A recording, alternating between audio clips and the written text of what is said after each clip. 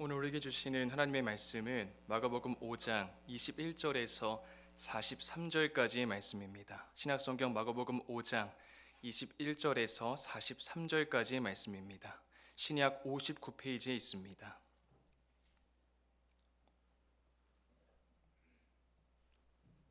(32절에서) (35절까지만) 제가 봉독하겠습니다.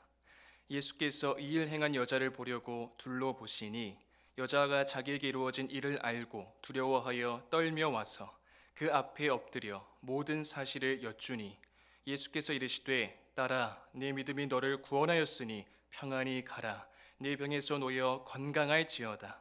아직 예수께서 말씀하실 때에 회당장의 집에서 사람들이 와서 회당장에게 이르되 당신의 딸이 죽었나이다. 어찌하여 선생을 더 괴롭게 하나이까. 아멘.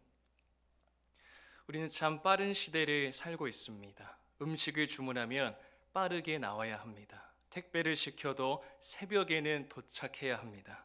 문자를 보내면 답장이 빨리 와야 하고, 검색을 하면 즉시 답을 얻을 수 있어야 하고, 와이파이는 항상 4개가 꽉 차 있어야 마음이 안정이 됩니다. 무엇이든 늦어지면 마음이 불안해지고 조급해집니다. 그런데 참 야속한 것은 인생의 중요한 문제일수록 빨리 해결되지 않는다는 것입니다. 자녀 문제는 마음처럼 빨리 해결되지 않습니다. 몸의 질병도 생각처럼 빨리 낫지 않습니다. 가정 안의 오랜 갈등도 하루아침에 회복되지 않습니다. 경제적 문제, 직장의 문제, 관계의 문제, 신앙의 침체도 마찬가지입니다. 인생을 살아가다 보면 누구나 이런 순간들이 찾아옵니다. 주님, 지금은 멈추시면 안 됩니다. 지금은 지체하시면 안 됩니다. 즉각적으로 빨리 해결해 주셔야 합니다. 그런데 주님은 침묵하시는 것처럼 느껴집니다. 내 기도는 오래되었는데 상황은 그대로입니다. 오히려 더 악화되는 것처럼 보이기까지 합니다. 이런 상황을 직면하게 되면 마음이 참 괴롭습니다. 너무 힘이 듭니다. 정말 고통스럽습니다. 한 아티클을 읽는데 이런 표현이 있었습니다. 인생은 속도전이 아니라 지구전이다. 이 한 문장이 제 마음에 깊은 감동을 주었어요. 여러분, 세상은 빨리 가는 사람을 강한 사람이라고 말합니다. 하지만 성경은 끝까지 믿음을 지키는 사람을 강한 사람이라고 말합니다. 아브라함은 약속을 받고도 25년을 기다렸습니다. 요셉은 꿈을 받고도 노예와 감옥의 시간을 보냈습니다. 다윗은 기름 부음을 받고도 오랜 세월 광야에서 기다렸습니다. 하나님의 사람들에게 기다림은 정체가 아니었습니다. 하나님이 아무것도 하지 않으시는 시간이 아니었습니다. 오히려 그 기다림 속에서 하나님께서는 하나님의 사람들을 더 견고하게 빚으셨고 믿음을 깊이 연단하셨고 마침내 하나님의 때에 하나님의 일을 이루셨습니다. 오늘 본문 말씀 속에도 그 기다림에 놓인 두 인물이 등장합니다. 먼저 한시가 급한 절박한 한 사람이 예수님께 나옵니다. 본문 22절 함께 읽겠습니다. 시작.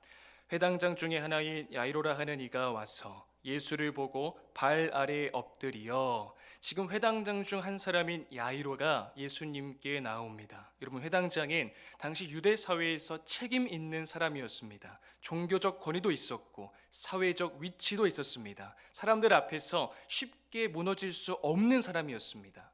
그런데 그가 예수님 앞에 와서 엎드립니다. 상상할 수 없는 일이죠. 그럼에도 주변의 시선 따위는 전혀 상관하지 않고 야이로는 예수님 앞에 엎드립니다. 왜 그렇습니까? 그의 어린 딸이 죽어가고 있었기 때문입니다. 사람은 자녀 문제 앞에서 가장 약해집니다.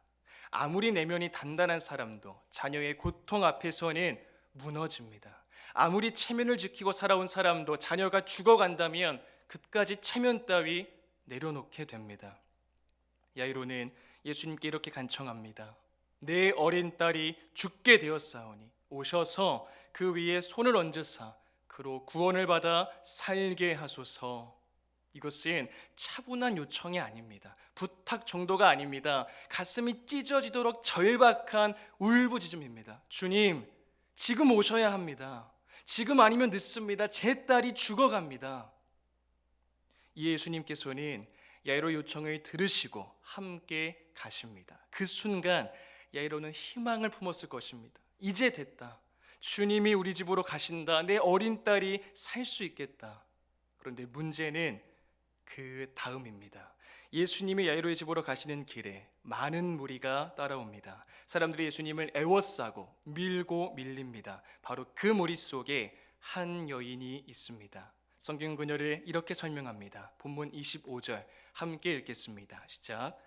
12해를 혈루증으로 알아온 한 여자가 있어.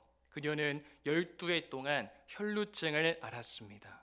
여러 의사에게 많은 괴로움을 받았습니다. 가진 것도 전부 다 허비했습니다. 그러나 아무 효험이 없었고 도리어 더 중해졌습니다. 이 여인의 고통은 단지 육체의 고통만이 아니었습니다. 당시 역사적 배경 속에 율법적 정결규례 안에서 혈루증은 사회적, 종교적 고립을 동반하는 고통이었습니다. 그녀는 사람들 사이에 당당히 설 수 없었습니다. 늘 조심해야 했고 숨어야 했고 자신을 설명해야 했고 사람들의 따가운 시선에 견뎌야 했습니다. 몸도 새어나가고 돈도 새어나가고 관계도 새어나가고 소망도 새어나갔습니다. 성경은 그 시간이 무려 12해였다고 말합니다. 12해는 결코 짧은 시간이 아닙니다. 병이 오래되면 몸만 약해지지 않죠. 마음도 지칩니다. 가정도 지칩니다. 믿음도 흔들립니다. 사람에게 말하는 것도 지치고 기도하는 것도 지칩니다. 그런데 이 여인이 예수님의 소문을 듣습니다. 그리고 마음속으로 이렇게 생각합니다. 내가 그의 옷에만 손을 대어도 구원을 받으리라. 이 여인의 믿음은 큰 소리치는 믿음이 아니었습니다. 당당하게 앞으로 나오는 믿음도 아니었습니다. 숨어서 떨면서 겨우 손을 내미는 믿음이었습니다. 그런데 여러분, 주님은 그런 믿음도 외면하지 않으십니다. 그녀가 예수님의 옷에 손을 댑니다. 그 순간 병의 근원이 마릅니다. 그녀는 자기 몸이 나은 줄을 압니다. 여기서 끝났다면 좋았을 것입니다. 야이로 입장에서는 더욱 그랬을 것입니다. 당장이라도 딸이 죽게 될지도 모래, 너무나 급박한 상황입니다. 야이로는 지금 한시가 급합니다. 1분 1초가 부족합니다. 그런데 예수님이 멈추십니다. 그리고 물으시죠. 누가 내 옷에 손을 대었느냐? 제자들은 이해하지 못합니다. 주님, 사람들이 이렇게 밀고 있는데 누가 손을 댔는지 어떻게 압니까? 제자들의 반응은 어찌 보면 당연합니다. 인간적인 반응이죠. 하지만 예수님은 그냥 지나가지 않으십니다. 기어이 그 여인을 찾으십니다. 여기서 우리는 야이로의 심정을 들여다봐야 합니다. 야이로는 지금 속이 타들어갔을 것입니다. 주님, 지금 그 질문이 중요합니까? 지금은 우리 집으로 빨리 가셔야 하지 않습니까? 주님, 지금 멈추시면 안 됩니다. 예수님의 멈춤은 한 여인에겐 구원의 시간이었습니다. 그러나 야이로에겐 견딜 수 없이 지연되는 시간이었습니다. 우리에게도 이런 시간이 있습니다. 내 문제는 급한데 주님은 다른 사람의 문제를 먼저 다루시는 것처럼 보일 때가 있습니다. 내 기도는 아직 응답되지 않았는데 다른 사람의 간증이 먼저 들려옵니다. 나는 아직 병원 복도에서 기다리는데 다른 사람은 회복의 소식을 전합니다. 나는 가정의 문제로 밤새 눈물을 흘리는데 다른 가정은 평안해 보입니다. 오늘 본문 속 야이로의 마음 또한 이와 같았을 것입니다. 이러한 상황 속에서 12해 동안 혈루증을 앓던 그 여인이 두려워 떨며 나와 모든 사실을 주님께 아뢰입니다. 예수님은 그녀에게 이렇게 말씀하시죠. 본문 34절 함께 읽겠습니다. 시작. 예수께서 이르시되 딸아, 내 믿음이 너를 구원하였으니 평안히 가라. 네 병에서 놓여 건강할지어다. 아멘. 여기서 예수님은 이 여인을 딸아라고 부르십니다. 아마 이 여인은 오랫동안 그렇게 불리지 못했을 것입니다. 사람들 사이에서 언제나 주변부에 구성 모퉁이에 있었을 것입니다. 누군가에게 환대받기보다 피해야 할 사람처럼 여겼을 것입니다. 그런데 예수님은 그녀를 공개적으로 불러내십니다. 이는 수치를 주려고 불러내신 게 아닙니다. 회복시키기 위해 불러내신 것입니다. 예수님은 그녀가 숨어서 은혜만 받고 사라지도록 두지 않으십니다. 그녀의 몸만 굳히지 않으십니다. 그녀의 존재를 회복시키십니다. 따라, 이 한마디는 그녀가 다시 하나님의 백성 공동체 안으로 들어왔다는 선언입니다. 그녀는 더 이상 숨은 사람이 아닙니다. 더 이상 부정한 사람으로 규정될 사람이 아닙니다. 주님이 회복시키신 주님의 자녀입니다. 그런데 바로 그 순간 야이로에게 가장 두려운 소식이 들립니다. 본문 35절 함께 읽겠습니다. 시작. 아직 예수께서 말씀하실 때에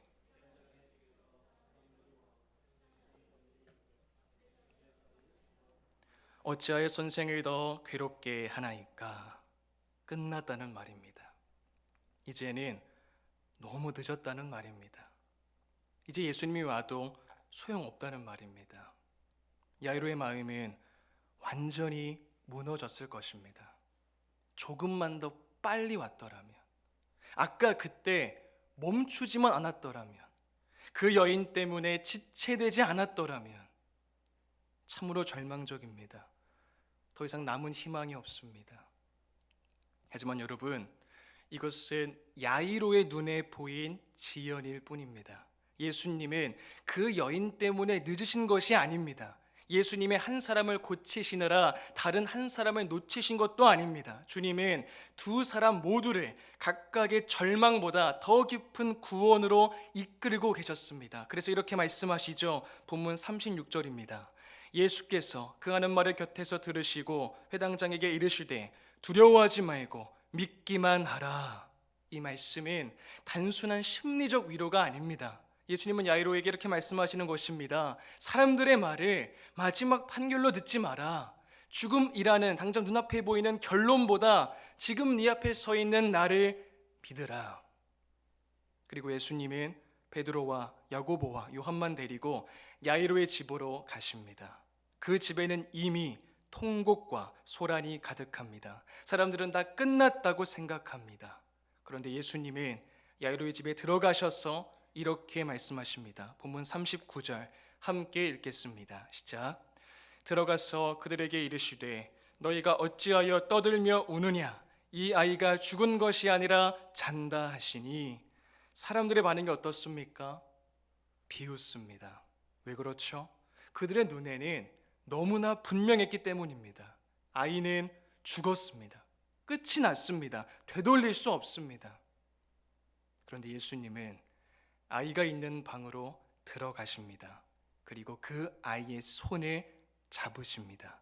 이 장면은 매우 중요합니다. 당시 시체를 만지는 것은 부정하게 여겨졌습니다. 사람은 부정한 것을 피합니다. 죽음을 피하려고 합니다. 더러움을 피합니다. 그러나 예수님은 피하지 않으십니다. 부정함과 죽음의 현실 속으로 친히 들어가십니다. 그리고 손을 잡으시고 말씀하시죠. 달리다금 소녀야 내가 내게 말하노니 일어나라. 그 즉시 소녀가 일어나 걸었습니다. 죽음이 장악하던 집에 생명이 들어왔습니다. 통곡하던 집에 회복이 임했습니다. 여러분, 오늘 본문 말씀 속에 두 사람이 나왔죠. 한 사람은 야이로입니다. 그는 이름이 알려진 사람입니다. 사회적으로 드러난 사람입니다. 공개적으로 예수님께 도움을 요청한 사람입니다. 반면에 다른 한 사람은 이름 없는 여인입니다. 그녀는 숨어 있는 사람입니다. 사람들 앞에 나서기 어려운 사람입니다. 조용히 아무도 모르게 예수님께 손을 내민 사람입니다. 그런데 예수님은 두 사람 모두를 놓치지 않으십니다.